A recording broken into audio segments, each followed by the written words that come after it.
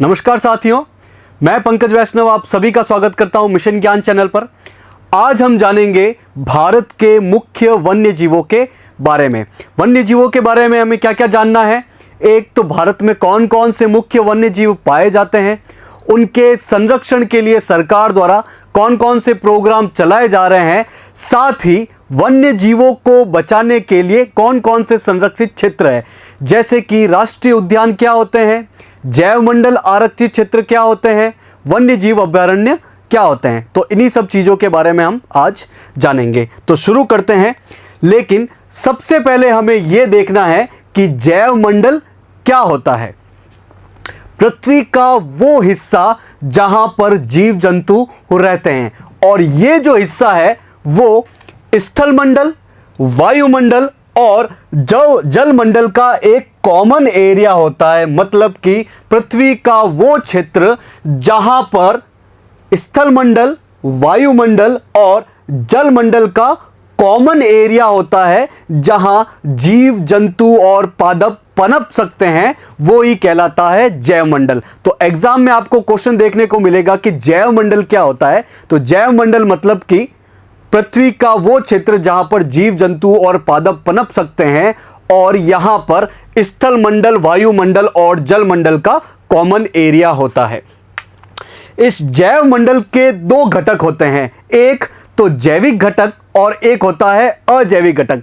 जैविक घटक मतलब कि जो जीव जंतु, पेड़ पौधे, कवक, शैवाल, यानी कि वो सारी चीजें जो जिंदा है, जो सांस लेती है। वहीं अजैविक घटक मतलब कि वो सारी चीजें जो कि सजीव नहीं है, निर्जीव है, जैसे कि हवा हो गया, तापमान हो गया, आर्द्रता हो गई, सूर्य की रोशनी हो गई। तो जैव मंडल के दो घटक होते हैं, जैविक और अजैविक घटक। तो हमें क्या क्या पता होना चाहिए जैव मंडल के बारे में कि पृथ्वी का वो भाग जहां जीव पनपता है जैव मंडल कहलाता है।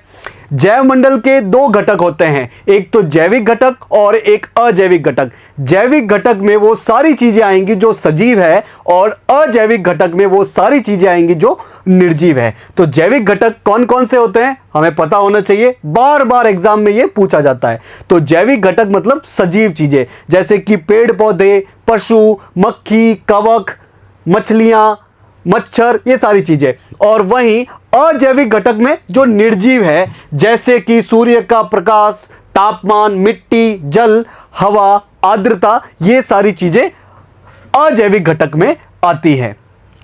अब हम देखते हैं कि इन जैव मंडल में कितने प्रकार के जीव पाए जाते हैं और उन्हें कहते क्या हैं। भाई, किसी भी क्षेत्र में आप देखो कि कितने प्रकार के जीव जंतु पाए जाते हैं और कितने प्रकार के पेड़ पौधे हैं। अगर इनकी संख्या बहुत ज्यादा मिलेगी तो आप उसे कहना कि वहां पर जैव विविधता बहुत ज्यादा है। तो जैव विविधता का मतलब क्या होता है, किसी भी क्षेत्र में जीव जंतुओं और पेड़ पौधों की कितनी ज्यादा विविधता है, कितने प्रकार के पाए जाते हैं।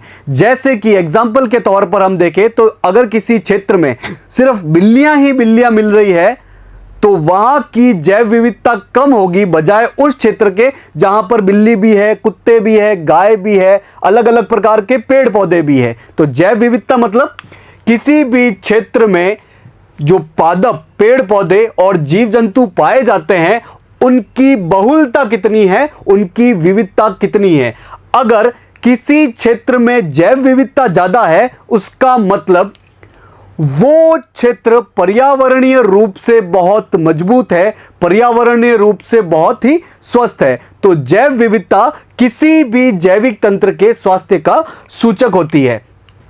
साथ ही जैव विविधता मानव के अस्तित्व के लिए बहुत आवश्यक है, क्योंकि जैव विविधता से मनुष्य को बहुत सारी चीजें प्राप्त होती है, जैसे कि सर्वप्रथम ऑक्सीजन प्राप्त होता है, जल प्राप्त होता है, खाने पीने की चीजें प्राप्त होती है और बहुत सारी चीजें हमें प्राप्त होती है। तो जैव विविधता मानव अस्तित्व के लिए बहुत ज्यादा आवश्यक है। लेकिन मानवों के कारण ही, मानवीय गतिविधियों के कारण ही जैव विविधता पे बहुत ज्यादा खतरा मंडराने लगा है। जैव विविधता अब धीरे धीरे खत्म होने लगी है, कम होने लगी है।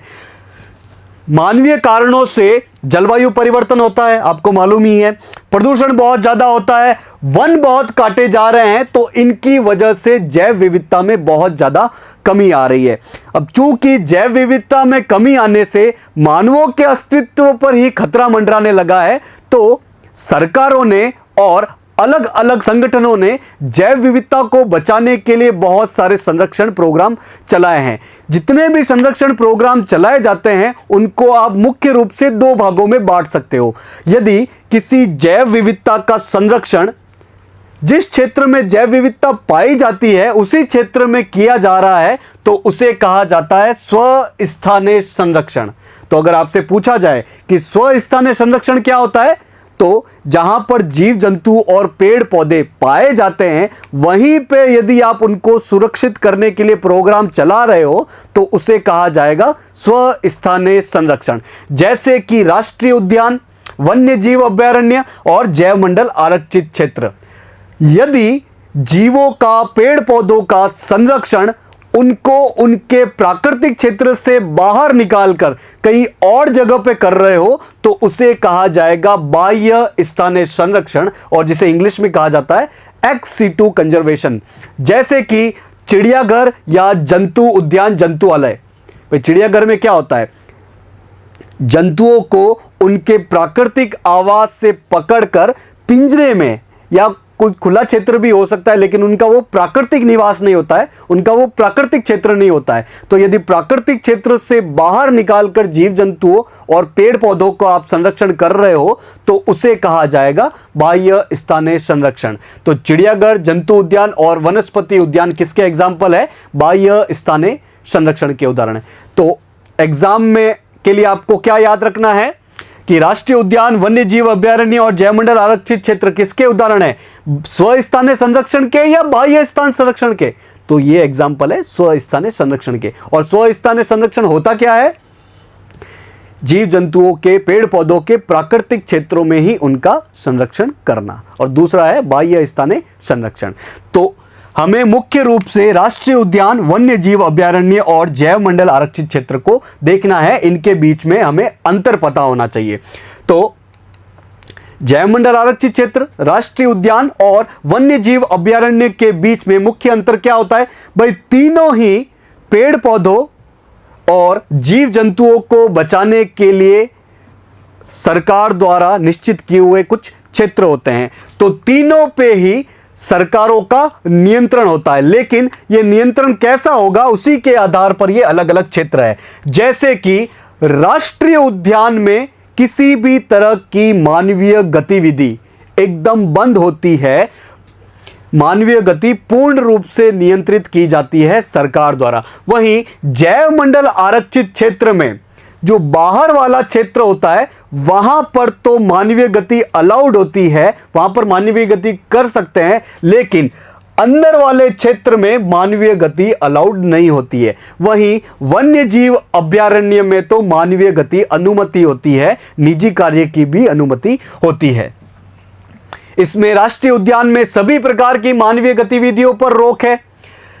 जैव मंडल आरक्षित क्षेत्र में जो बफर जोन होता है, बाहरी वाला क्षेत्र होता है, वहां पर वाणिज्य गतिविधियों की अनुमति होती है, मानवीय गतिविधियां कर सकते हैं। लेकिन कोर जोन में जो अंदर वाला क्षेत्र है, जो कि जीव जंतुओं के लिए रिजर्व होता है, वहां पर किसी भी प्रकार की मानवीय गतिविधि पर रोक होती है। वहीं वन्य जीव अभयारण्य में तो वाणिज्यिक गतिविधियों की अनुमति होती है।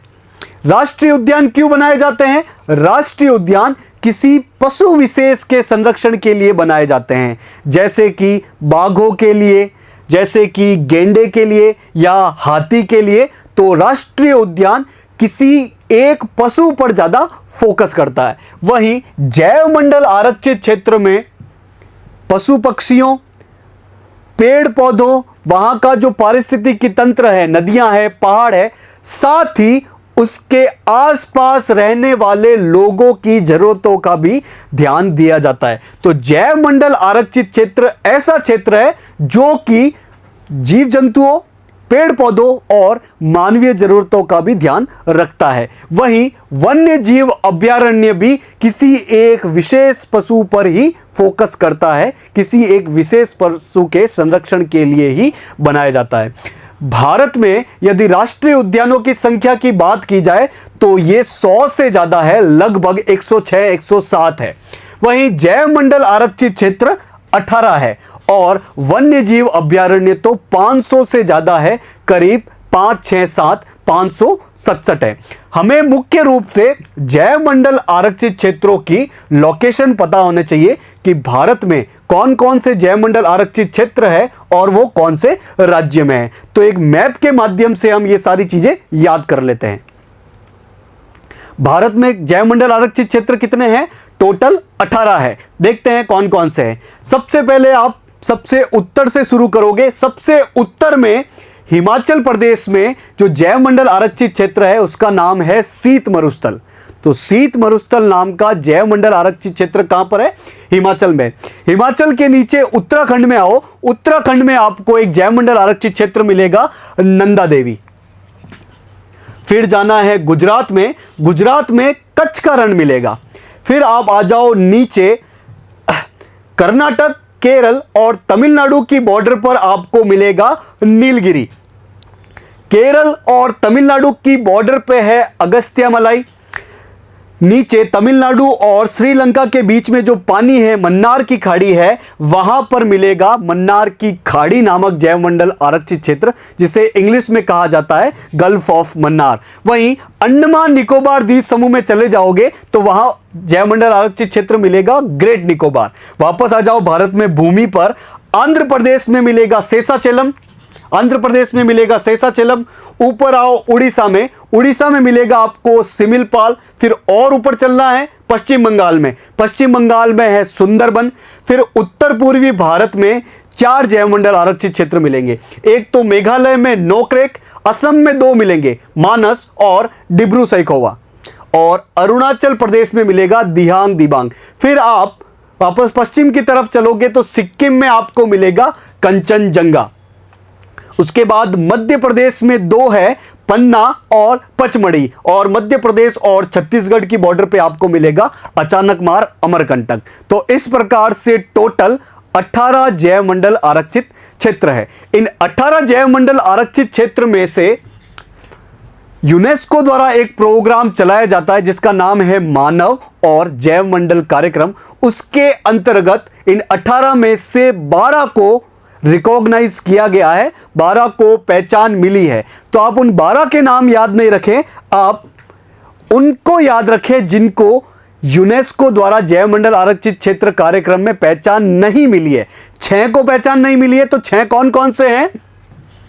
एक तो सबसे ऊपर हिमाचल प्रदेश वाला शीत मरुस्थल, फिर गुजरात में कच्छ का रण, फिर आपके आंध्र प्रदेश वाला शेषाचलम, और उत्तर पूर्वी भारत के ये 3 मानस, डिब्रू सैखोवा और दिहांग दिबांग। तो ये 6 जैव मंडल आरक्षित क्षेत्र को यूनेस्को द्वारा चलाए जा रहे मानव और जैव मंडल कार्यक्रम के अंतर्गत पहचान नहीं मिली है। बाकी 12 के 12 जैव मंडल आरक्षित क्षेत्र को मानव और जैव मंडल कार्यक्रम के अंतर्गत पहचान मिली हुई है। तो एग्जाम में 2 प्रकार के क्वेश्चन बनेंगे। एक तो जैव मंडल आरक्षित क्षेत्र का नाम दिया होगा और उनका राज्य पूछा जाएगा, या उल्टा भी पूछ सकते हैं कि इस राज्य में कौन कौन से जैव मंडल आरक्षित क्षेत्र है।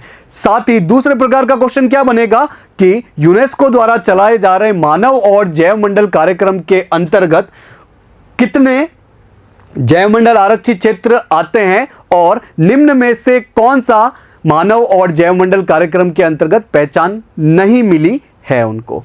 तो टोटल 18 है, 12 को पहचान मिली है, 6 को नहीं मिली है। इन्हीं चीजों को हम वापस एक बार टेबल के रूप में देख लेते हैं। जैसे कि सबसे पहले हिमाचल प्रदेश में कौन सा है? शीत मरुस्थल, और ये भारत का सबसे उत्तरतम, सबसे उत्तरी जैव मंडल आरक्षित क्षेत्र है। उसके बाद गुजरात चले आओ, कच्छ का रण। कच्छ का रण भारत का सबसे बड़ा क्षेत्रफल के मामले में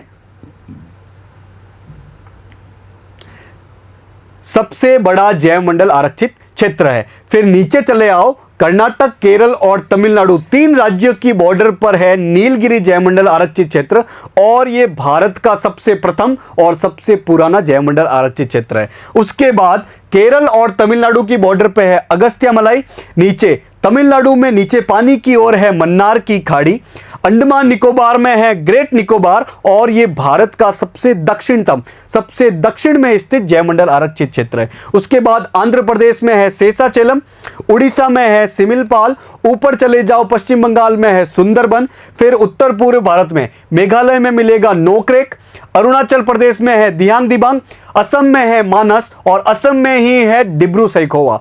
और ये जो डिब्रू सैखोवा है वो भारत का सबसे छोटा जैवमंडल आरक्षित क्षेत्र है। उसके बाद सिक्किम चले आओ, वहां पे कंचनजंगा जैवमंडल आरक्षित क्षेत्र, उत्तराखंड में नंदा देवी, मध्य प्रदेश में 2 है पन्ना और पंचमढ़ी और साथ ही मध्य प्रदेश और छत्तीसगढ़ की बॉर्डर पर है अचानकमार अमरकंटक।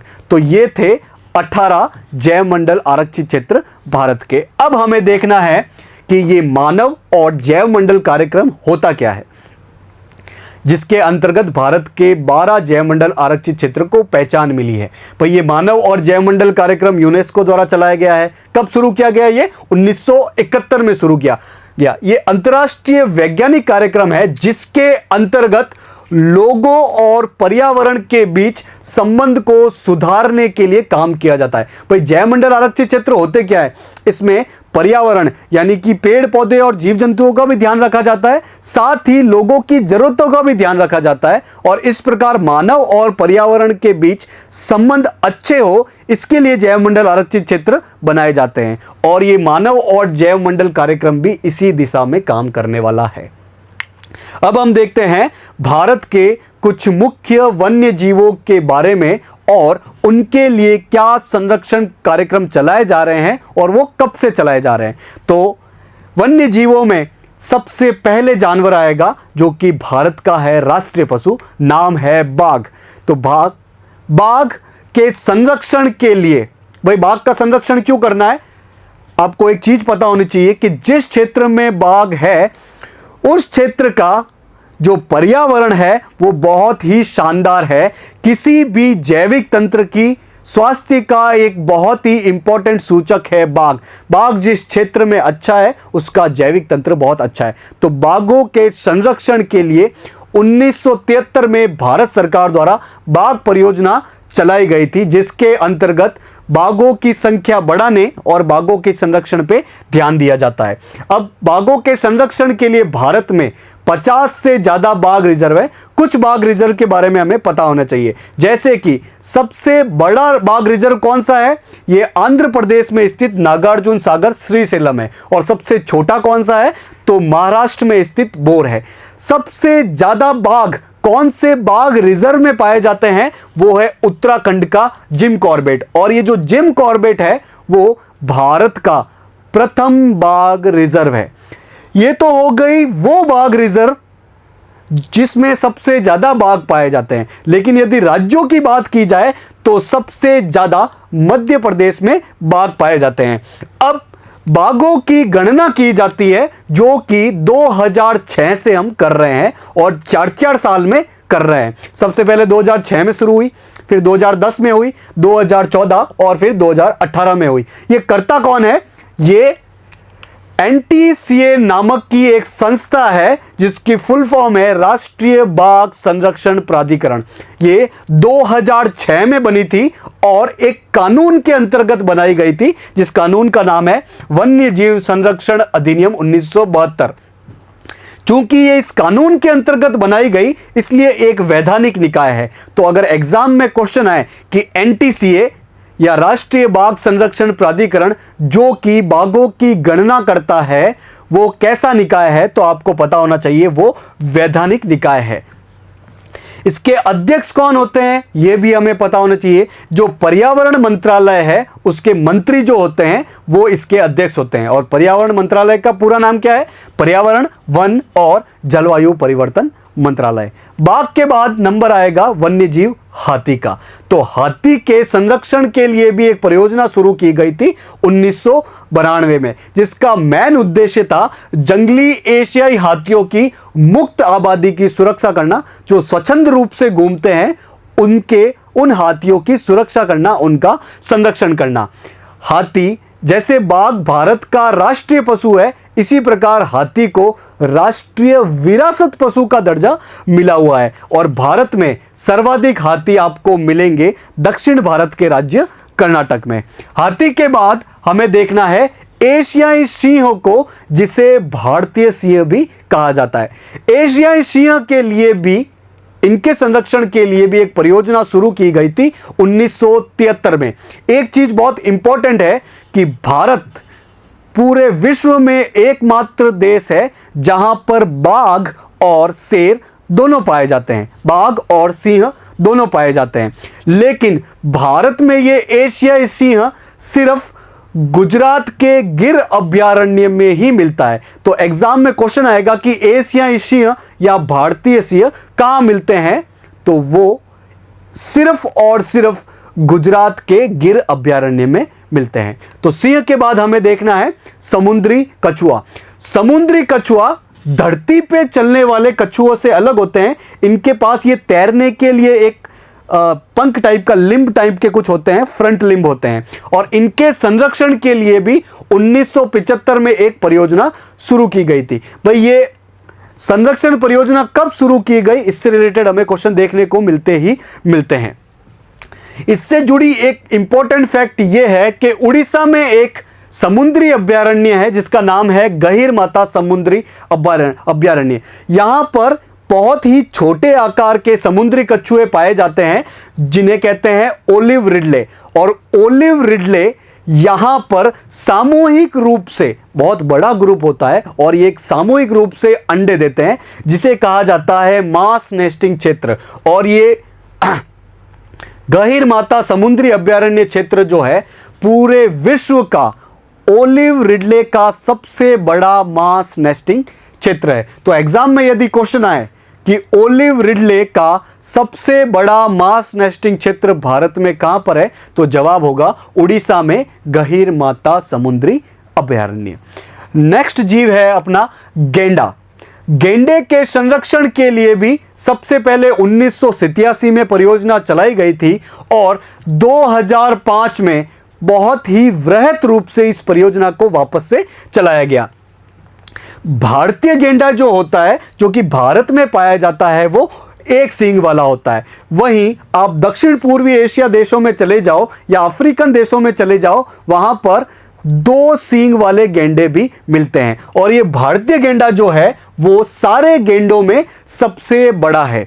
और अगर भारत में सबसे ज्यादा गेंडों की बात की जाए तो वो असम के कांजीरंगा राष्ट्रीय उद्यान में मिलेंगे। तो आपको ये फैक्ट पता होना चाहिए कि भारत में सबसे ज्यादा गेंडे कहां पाए जाते हैं, तो असम के कांजीरंगा राष्ट्रीय उद्यान में पाए जाते हैं। नेक्स्ट जीव है गिद्ध।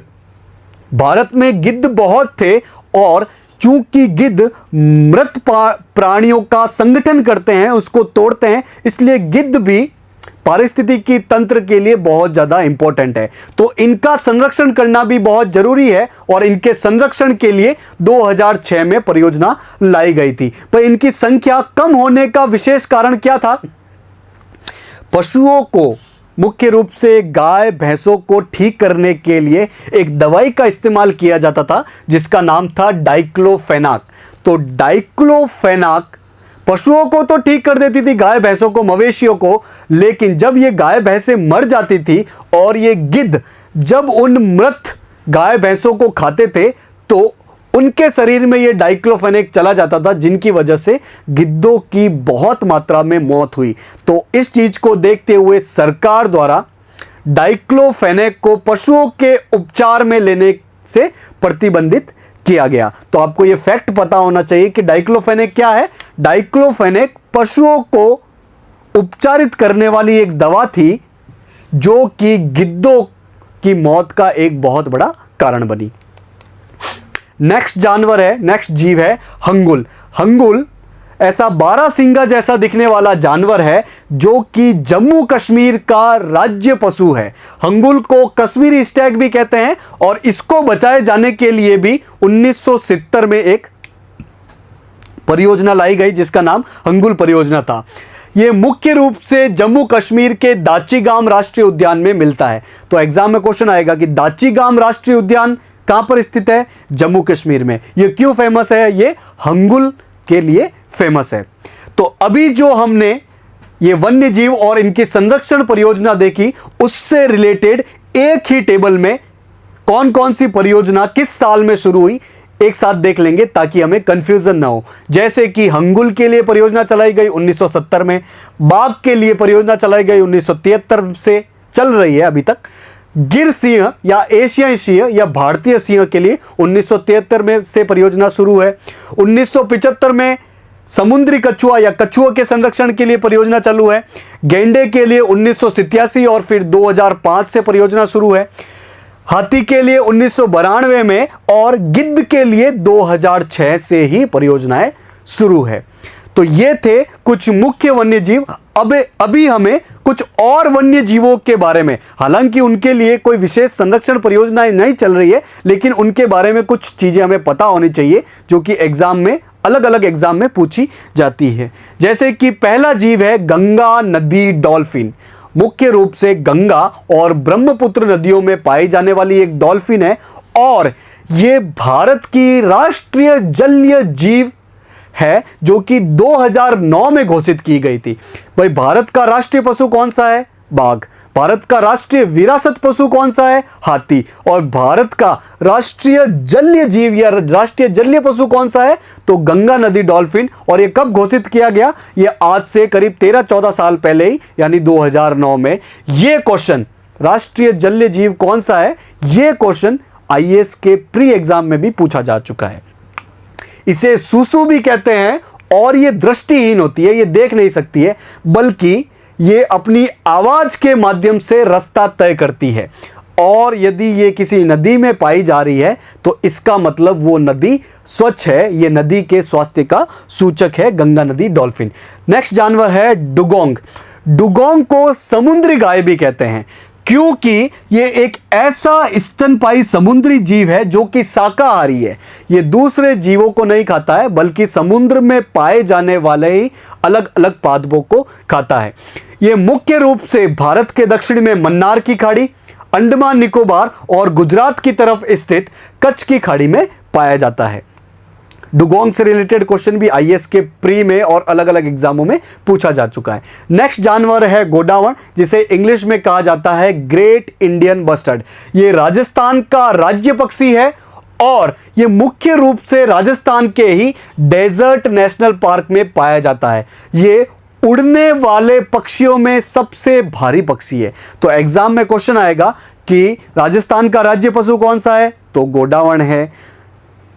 उड़ने वाले पक्षियों में सबसे भारी पक्षी कौन सा है? तो गोडावण है, जिसे ग्रेट इंडियन बस्टर्ड भी कहते हैं। नेक्स्ट जीव है लाल पांडा। हालांकि ये पांडा जैसा नहीं दिखता है, बल्कि ये बिल्ली जैसा दिखता है और इसका कलर लाल होता है। ये सिक्किम राज्य का राज्य पशु है और ये मुख्य रूप से जो हिमालय का पूर्व वाला क्षेत्र है, पूर्वी हिमालय क्षेत्र है, उसमें हाइट पे मिलेगा, थोड़ी हाइट पे मिलेगा, जिसमें सिक्किम, पश्चिम बंगाल का दार्जिलिंग और अरुणाचल प्रदेश मुख्य है।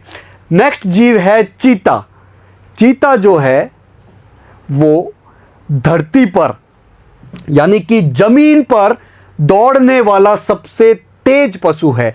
ये भारत में 1952 में, यानी कि आजादी के 4-5 साल बाद ही विलुप्त हो गया था। मतलब कि 1952 में भारत में एक भी चीता नहीं बचा। लेकिन हाल ही में 2022 में दक्षिण अफ्रीका से नामीबिया के चीते भारत में लाए गए और इनको भारत में कहां रखा गया? तो मध्य प्रदेश के कूनो पालपुर राष्ट्रीय उद्यान में रखा गया। ये योजना काफी सालों से विचाराधीन थी कि हम अफ्रीका से चीते लाएंगे, लेकिन 2022 में ये पूर्ण रूप से कार्यान्वित हो गई। तो एग्जाम में दो तरह से क्वेश्चन मिलेंगे आपको। एक तो भारत में कहां से चीते लाए गए? तो अफ्रीकन चीते लाए गए और नामीबिया से लाए गए। और कौन से जगह पर रखे गए? तो मध्य प्रदेश के कूनो पालपुर राष्ट्रीय उद्यान में रखे गए। क्वेश्चन आएगा कूनो पालपुर राष्ट्रीय उद्यान कहां पे है? तो मध्य प्रदेश राज्य में है। ये थे भारत के कुछ ऐसे वन्य जीव जो कि एक तो एग्जाम के लिए इंपॉर्टेंट है ही, साथ ही हमें इन वन्य जीवों के बारे में पता होना ही चाहिए। अब हमें देखना है विश्व की दो ऐसी एनजीओ के बारे में, दो ऐसी गैर सरकारी संस्थाओं के बारे में जो कि पर्यावरण के लिए, वन्य जीव जंतुओं के लिए, पादपों के लिए बहुत ज्यादा काम कर रही है। तो सबसे पहली संस्था है IUCN। भाई इनसे हमें एग्जाम में क्वेश्चन देखने को मिलते ही मिलते हैं। पहली संस्था है IUCN, जिसकी फुल फॉर्म है international union for conservation of nature and natural resources. इसकी स्थापना 1948 में हुई थी, आजादी के, भारत की आजादी के 1 साल बाद। इसका मुख्यालय आपको पता होना चाहिए यूरोप में स्विट्जरलैंड में है। इसका मुख्य उद्देश्य क्या है भाई? पारिस्थितिकी संकटों का अध्ययन करना कि पर्यावरण पे क्या क्या संकट आ रहे हैं और विशेष रूप से जीव जंतुओं पे और पादपों के लिए क्या संकट है और उसके लिए क्या क्या समाधान कर सकते हैं, वो ये सुझाव देता है।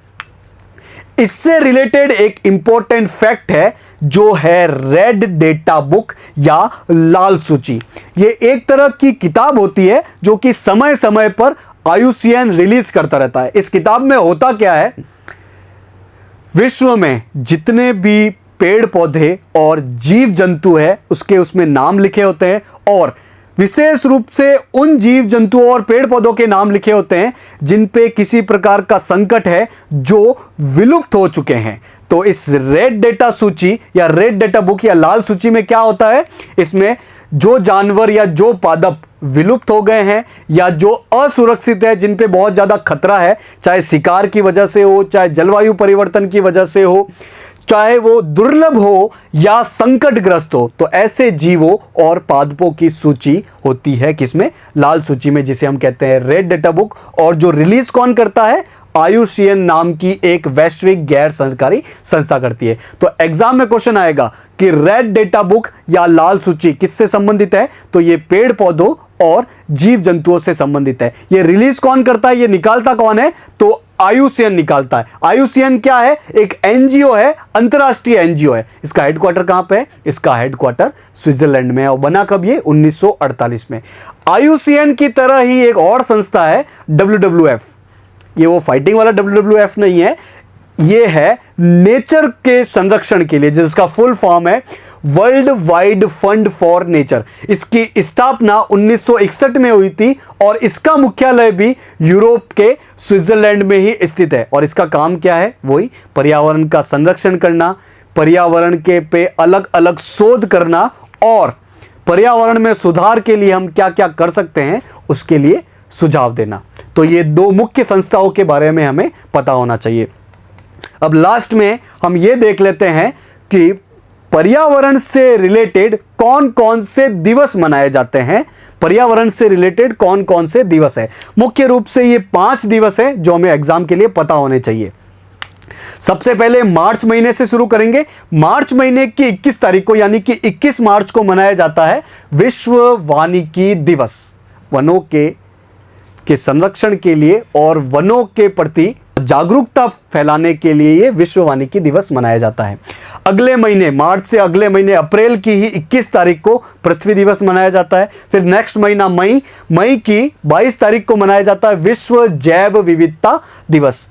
मई के बाद जून की 5 तारीख को, 5 जून को मनाया जाता है विश्व पर्यावरण दिवस। और जून के बाद जुलाई की 29 तारीख को मनाया जाता है विश्व बाघ दिवस। तो ये 5 पर्यावरण से रिलेटेड इंपॉर्टेंट दिवस है। याद कैसे करेंगे हम?